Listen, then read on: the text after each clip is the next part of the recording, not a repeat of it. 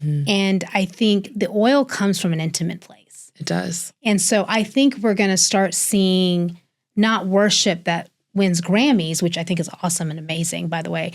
It's not going to be that. It's going to be worship unto the King. Yeah. From a place of intimacy. So I think you're going to see a shift in worship happen. Shift in the language, the way the music is written, how we're going to sing it. I think there's going to be a lot of, it's not going to suffice your flesh. Yeah. You will have to be in a posture of putting your eyes on him in order to even sing that. And the other people, this is exactly what they'll say. I'm not feeling it. Like, it's great because it has nothing to do with you. Like, nobody came here to worship you. Right. Like, worship has nothing to do with you. Right. Like, you don't have to feel it. It wasn't about you.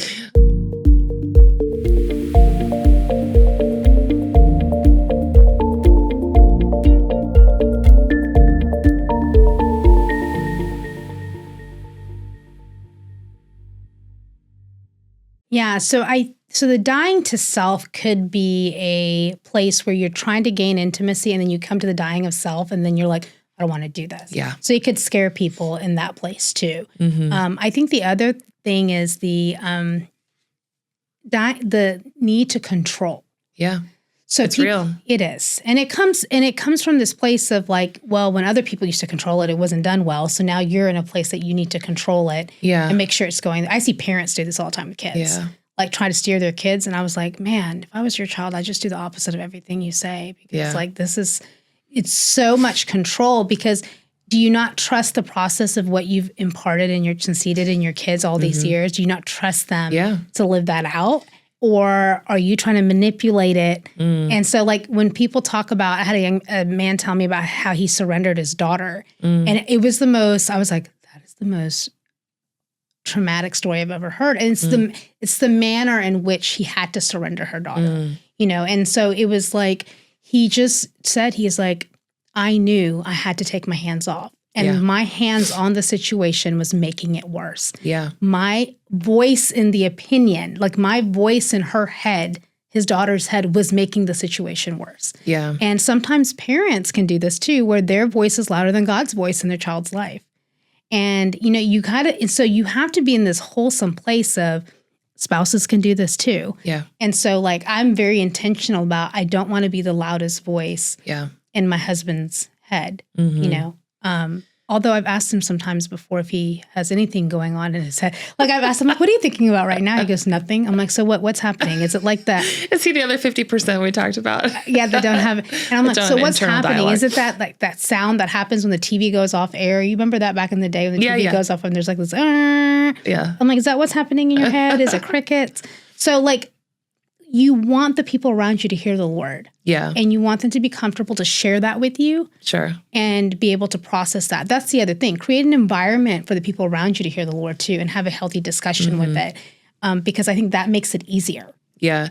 I think part of the, wanting to remain in control of it, it really is rooted in fear. And when we talk about a parent and a child situation, you're fearful of things. And so you're like, really controlling and with certain things. Yeah.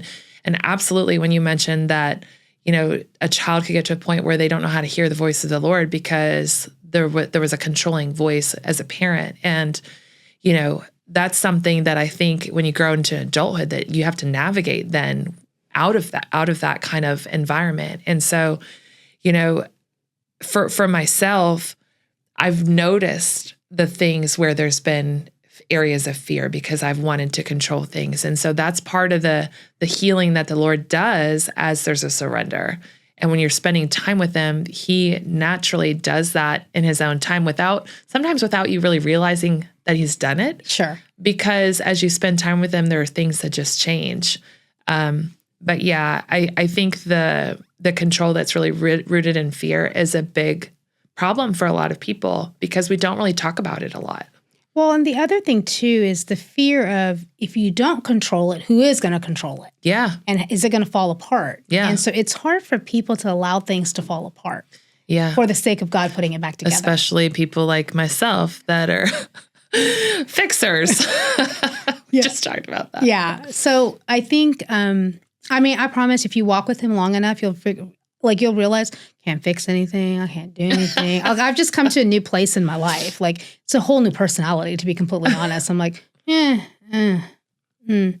because I think for me, that perfectionism or the perception thereof, the perception you're trying to give was so toxic to myself. It was very toxic to myself. Like it has to look good. Like if it doesn't look good, it doesn't look godly. Yeah. You know, and so it's like this, and so coming out of that, you know, and we do this even in corporate America, people are like, well, what's your weakness? I'm a perfectionist. I'm like, great. I think I actually said that in an interview. Like, great, you're broken. That's wonderful. Like, you know, now that doesn't look so great. We're not aiming for perfection. You know, and that's never the goal in anything that we do.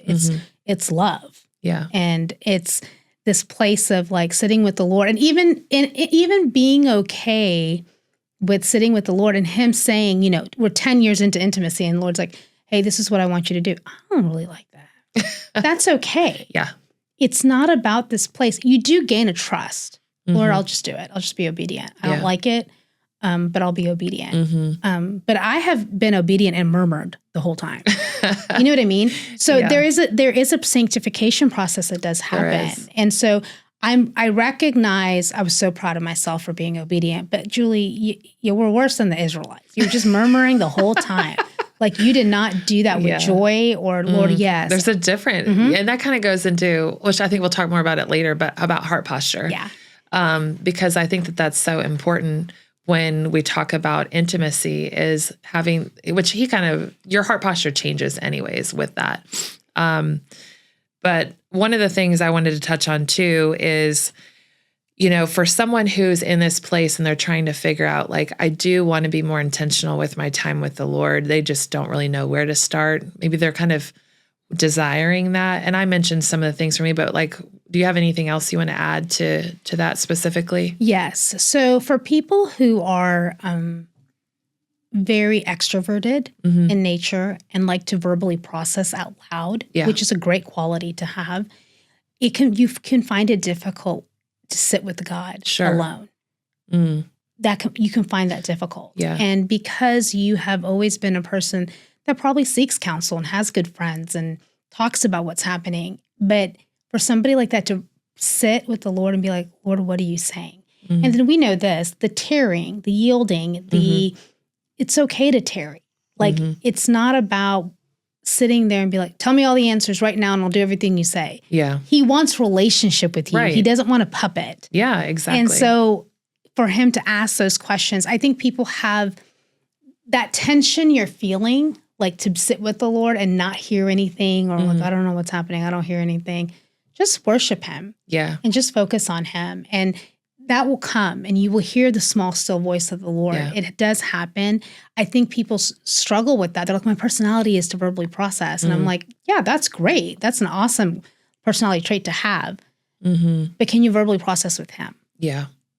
Can you sit there with him knowing that he's real, like he's a real tangible thing, and sit and process and be okay with that feeling weird and a little awkward. And I think it's okay to take steps in your comfortability of that. Yeah. I didn't have like this gradual walk. It was almost like, you know, I remember because I was trying to be super spiritual. Okay. I was like, Lord, use me. Like, use me. Like, I want you to use me. And at 3 a.m., he wakes me up. And I have got work the next morning. Yeah. And he wakes me up at 3 a.m. And I was like, he's like, I need you to pray for this person. I'm like, really? Like, we just prayed. Like, we prayed together before we went to bed. Like, you couldn't, like, brought this person up at, like, 9:30? Yeah. Like, you got to bring them up at 3 a.m. for me to pray for them? Like, you know I got work in the morning. And I remember this. And the Lord said, do you want to be used or not?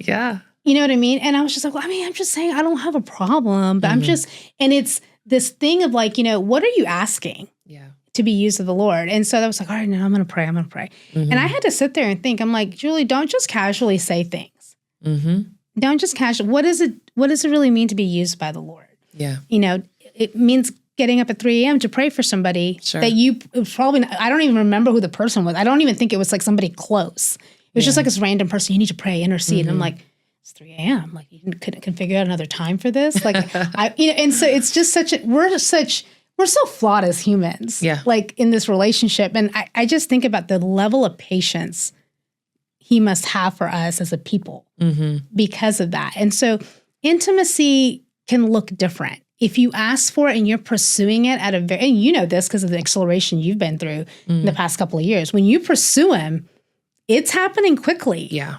You know, it's going at the pace that you want it to go. Sure. And in the revelation of things and the hearing of things and the in the development of the spiritual gifts and all the things. Yeah. It goes as fast as you want it to go, like any relationship.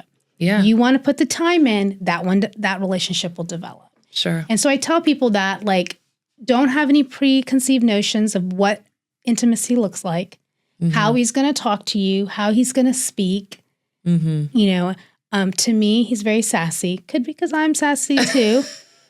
You know, like he's really funny. Yeah. Like I always tell people, well, God's really kind of funny. He's got a sense of humor. And they're like, really? Because they only hear him, I guess, the King James version of him. I don't know. Like, I just, does that make sense? So intimacy looks different. It does. And so I just want people to be okay with it looking and sounding different with their personal walk. Yeah. And I think that's important. And you need to embrace that because of your uniqueness. It looks different. Yeah. And in different seasons, it can change, you know, depending on what season God's calling you into. Absolutely. I think for me, as far as like setting a space or an atmosphere to have intimacy with the Lord, whether it's just reading or praying, and I'm big on worship music. I'm so big on just setting the atmosphere. And I want to talk a little bit about worship too, because I feel like worship and intimacy kind of go hand in hand, really. And for me, because I like to set the environment, the atmosphere for the room. And when we think about the garden and we think about Adam and Eve, and we were born for a closeness and a nearness with the Lord, how could you not worship him? Yeah.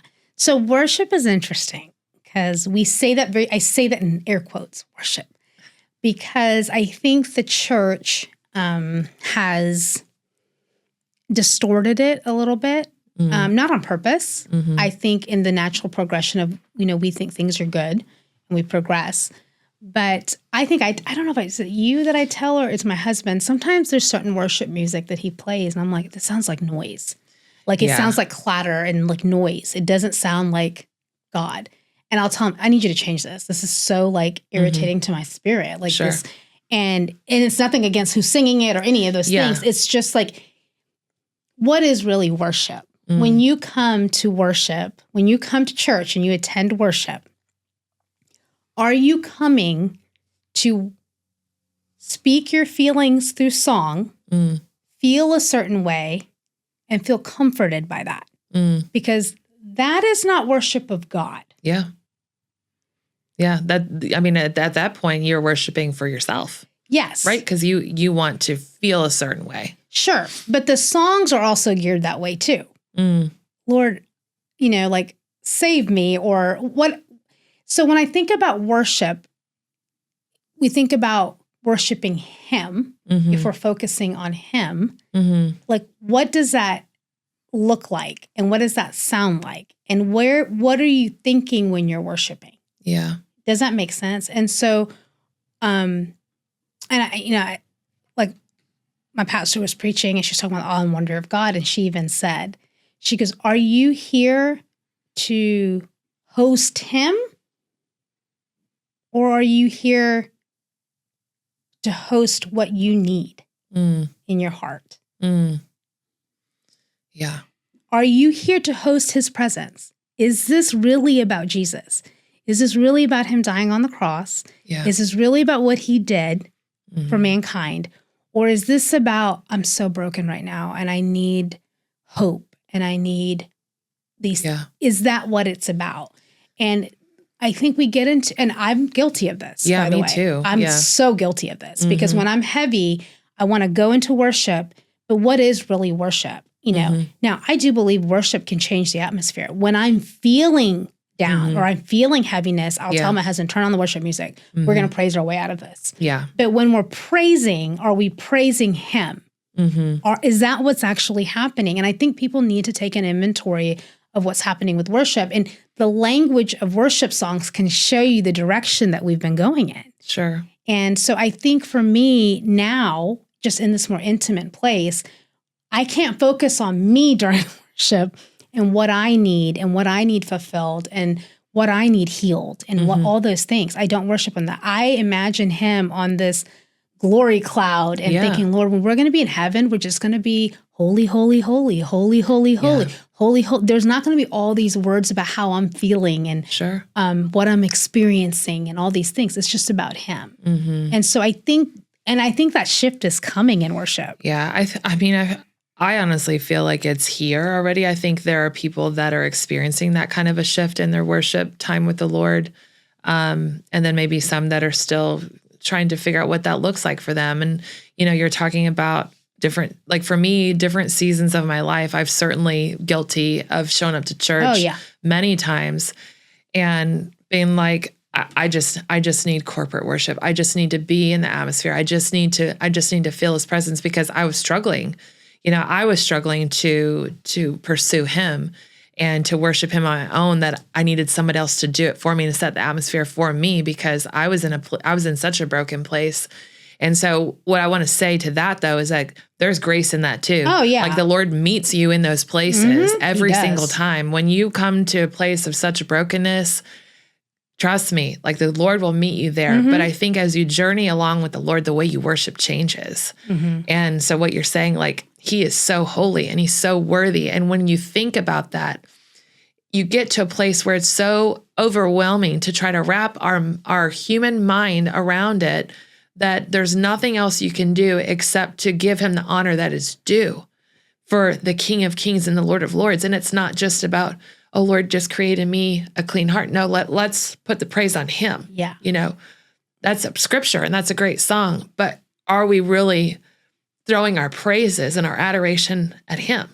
Yeah. And I think also, I would say 98% of my life worshiping was done not focusing on him. Sure. I can boldly say that. Yeah. Because I didn't know any better. Yeah. I didn't know.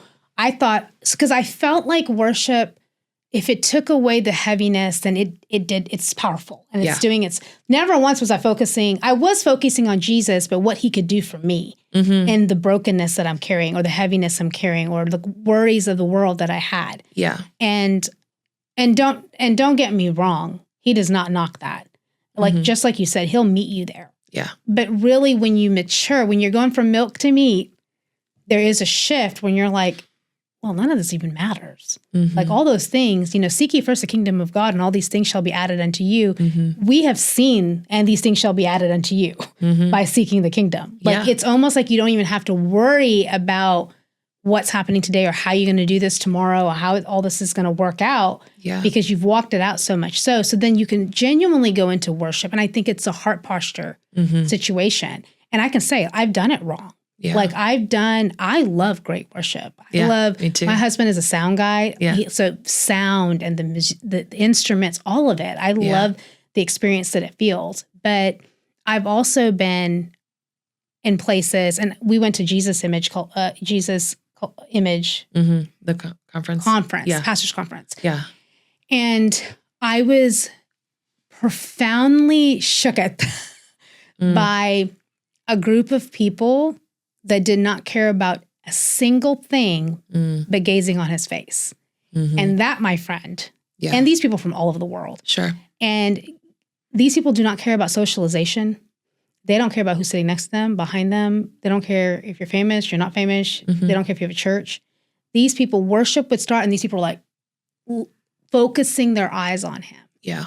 And it just created a different atmosphere. Yeah. That type of corporate worship, it didn't feel like corporate worship. It felt like I was in my secret place with him. There was just like, another 3,000 people there. And I said, Lord, what is this? What is this? Like, this is not a worship I've seen in churches anywhere I've been. What is this? And it's this, no, we're focusing on him. Yeah. We've talked about the shift and even the shift for us personally, but what we're seeing in the body, even with worship. And I feel like that's what part of the shift is represented as, is it's a focus on him, and it's less of a focus on us and who we are and who the pastor is and what your church is doing and all the different outreach. And all those things are wonderful things, but it's becoming more and more and more and more and more about the one. Because we mentioned the Western Church a few minutes ago. I feel like as a body, we've gotten away from keeping our focus on him. And he's drawing us near. And so because of that, there is a natural shift that happens. And when there's an environment that is focusing on him, like you're saying at the conference, it creates a different atmosphere. And what I feel so strongly about is that he wants to do that in our lives individually, in our workplaces, in our families, in our churches. Like everything is shifting because as we focus on him, the priorities change, the trust changes, the walk changes, and it impacts every area of our life. So let me ask you this as a person, as a musician and a worship person. Let me ask you this. So we talk about songwriting and all those things. Yeah. Like, how do you think now with your intimacy with the Lord, that would look different versus your talent and your skill set, right? Like there's talent and skill and you utilize that, but now you have intimacy with God. So like if you're writing music now, what would that look like? Like, what do you think the shift would be as far as the posture of your heart? Well, there's talent and then there's an anointing, right? And then when there's an anointing, there's oil. And you and I were talking about oil. And so when I think about what a song would look like or what it would sound like, it's going to have oil on the song because the oil on your life pours over into the song. And there are wonderful pieces of worship music and different songs that are out there. But then there are some songs that you just can't stop listening to because of an oil that's attached to it. And so that's what I feel like would be the difference of someone who's really in the intimate places with the Lord. And when they're worshiping, if that's kind of flowing over into songwriting or into the worship, there's a different sound that is coming out of worship in this season. Yeah. So I think, don't come for me, everybody, but there's like this phrase everybody uses, like your gifting will make room. You know, you hear that all the time. Sure. And I remember the Lord, I was listening to somebody say that, and the Lord said to me, no, actually, your gifting does not make room. It's the oil that makes room. Yeah. And so for people who are like struggling with these giftings they have, and they're wondering, Lord, like no one's seeing it, it's not being utilized, like all these things, like what's happening? There's not enough oil. Yeah. The oil is not there. And I think the oil comes from an intimate place. It does. And so I think we're going to start seeing not worship that wins Grammys, which I think is awesome and amazing, by the way. It's not going to be that. It's going to be worship unto the King from a place of intimacy. So I think you're going to see a shift in worship happen, shift in the language, the way the music is written, how we're going to sing it. I think there's going to be a lot of, it's not going to suffice your flesh. Yeah. You will have to be in a posture of putting your eyes on him in order to even sing that. And the other people, this is exactly what they'll say. I'm not feeling it. Like, it's great because it has nothing to do with you. Like nobody came here to worship you. Right. Like worship has nothing to do with you. Right. Like you don't have to feel it. It wasn't about you. Yeah. Or I can't stand the lights or the sound. Why is it going to be that loud? It's like, it's not about you. You know, it's not. Yeah. And I think it's I have my own opinion about the lights and the stuff because I'm just kind of like, who's really paying attention to that? Like, I do, but I don't. Sure. And so I think it's like, why are you here? You know, we were talking about the oil, the scripture, and when I was thinking this morning about talking on the topic of worship, the first thing that immediately popped in my mind was about the woman from the city that had the alabaster box. And it was of such value, a year, I think, or more. And some people say or more, or many years worth of value of oil. And she broke open the alabaster box. And there was people that criticized her for it. But Jesus allowed her to sit there and worship. And she poured everything out on his feet. And when I can't even really articulate how I feel when I hear that story, when I read it, but she poured everything out. And I can't fathom how much it would take of someone to pour everything out. I mean, I try, I tell the Lord, I'm surrendered. I give you my yes. I give you everything. but is my heart posture really pouring all that I have out? Yeah, because it's costly. It is. Yeah. It's very costly. And people want to walk with the Lord without it costing something. And here's the thing, you don't get to decide what it cost. For someone else. Yeah. Yeah. You don't get to dictate if that was sufficient. Like, the Pharisees and Sadducees are sitting there telling her, well, you should have done this with that, and you should have been doing this, and you could be doing this. And it's like, no, you don't have that place to say that. When someone's giving their all, even if it's insufficient for you, it's enough for Jesus. Yeah.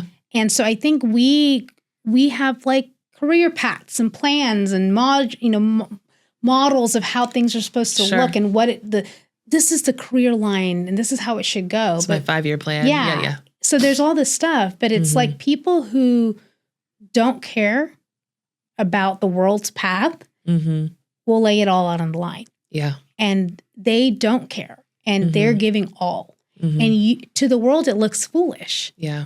We talked about that when we talked about just the shift of the podcast and, and how the Lord kind of took us on this journey. And for you and I both, like we kind of walked away from corporate and from business and of something that we enjoyed and that we did well. And it's like, we laid it down. And that was part of the surrender. That was part of this saying yes to the Lord and laying down all of what we were wrapped in, that our identity was wrapped up in, for me anyways. Yeah. Not only my identity, but my, my retirement plan and your success. And all the things. See, like where we talk about, look at all the things that I've done and accomplished. Yeah. And now we're in a place where like, we've accomplished nothing. God's still going to use us. We were talking this morning, what we were saying about accolades. You're like, yeah, we threw those out the window. Yeah. What accolades? I got none. If I'm okay with that now. Yeah. I wasn't before. Same. That was very difficult for me because my look was like, what did I accomplish in life? And now it doesn't look like that. It's more like, Lord, what else? What else can we do? What else can we do for you? What does that look like? Because I'm experiencing wholeness in my life that I've never experienced before. And I want that for others as well. Yeah. But, I think the shift in worship is going to come. And I think because it's not going to be performance-based. Yeah. And it's not going to be for the people, for their entertainment. I'm very curious to see what happens. Yeah. Like, is that going to bring, because people can't be entertained. Are they going to come to church during worship? Yeah. Are they going to skip it? Does that make sense? Yeah. Do you get annoyed by worship? I always tell people this, like, you need to really understand your heart posture. Yeah. And why you're feeling this way. And most of the time it's because you can't focus on Jesus. Yeah. And when you focus on Jesus, and I think we talked about this one time, like when you're in the presence and you're hosting the presence of God, you're like, what time is it? I've been sitting here this long. Yeah. There's like a weird thing with time when you're hosting the presence. Yeah. And I think people don't feel that when they're there for the right reasons. And I think, and I don't blame people because I think we've created that culture in the church. We as a church failed in that area. And I don't think it wasn't anything malicious. It was, we were trying to do something good. We were trying to operate in excellence, which is, by the way, not a character of Jesus, but we'll talk about that later. Yeah. But it's just, I think there's this place where we have to come and be like, oh Lord, if it's just a guitar and a person singing a hymn, I can sit here and worship you. That's right. And I can put my focus on you. And so I am curious to see how language is going to change in worship, how just instruments and music, how it's going to be postured. Like I'm very curious to see how this is all going to work. But I do see the shift already happening. Yeah. And how it ushers in the presence. And wonderful things that you could never accomplish on your own can happen in the presence of God. Yeah. I think with worship, we're blessed with technology and sound, amazing sound and talented individuals to operate things. And, all of those things I think are wonderful. But I think what the Lord is doing in this season is he's bringing us back as a people and as the body of Christ to a place of simplicity with him. Sure. It's a simplicity in our intimacy with him, a simplicity with our worship, a simplicity with the word, a simplicity within a community, because we have just overcomplicated things. We've overcomplicated our walk with the Lord. It was never meant to be difficult, and it was never meant to be, you have to have all these, credentials to follow the Lord. Yeah. He simply said, follow me. Yeah. That was it. Well, it was the whole point of how he selected the disciples, right? Mm-hmm. Like they were fishermen. Yeah. They were tax collectors. They were these ordinary people that said yes. Mm-hmm. And so I think that's where, and I don't think like there's anything bad with what we were trying to do. I think we just lost sight of him. Yeah. I don't think any church was out there thinking, no, I don't either. Yeah, I don't think that at all. I think what's happened is, we wanted to take over a certain area. We wanted to gain influence and all these things. But are you trying to gain influence? Or are you trying to make sure Jesus' gospel gains influence? Like where we've lost it somewhere along the way. Mm-hmm. And so I think we need to return back to our first love. Yeah. I think that's the key here. Like I think returning back to our first love is going to shift worship. Mm-hmm. And so sometimes like even I'll tell my husband, I'm like, just put some hymns on. Like this is failing on every level of the imagination of the word, Mm-hmm. And so I've been recently struggling with that. And so just being like, man, I've been worshiping wrong my whole life. Like, like this is not how it was supposed to be. And trying to make up for that now. I also feel too, though, is just like there are times and seasons where there are different sounds. And when you look back at different, kind of time spans, worship sounded different. Yeah. Like there was a certain sound that was attached to certain movements and things like that. And so I do feel like the Lord was in that and he continues to be in that. But I think the new sound that's coming is going to be different than what we've known. Yeah, I agree. And I think we were talking about the early 90s. We were talking about the early 90s worship music.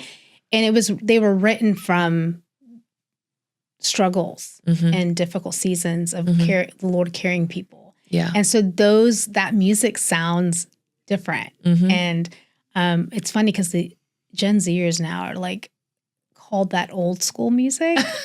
They're like, oh, it's vintage. And I'm like, wait, hold on. We're vintage, I guess. Yes, we're vintage. But I'm excited about where worship is going. Me too. I'm excited about the direction it's headed. I'm excited. These new people that I'm seeing kind of walk with the Lord and talk about worship and talk about writing music. Mm-hmm. And it sounds so different. Yeah. And I think that's the exciting part about all of it. And so I think I'm just really looking forward to that and to see what the Lord is going to do with these new hungry people. Yeah, me too.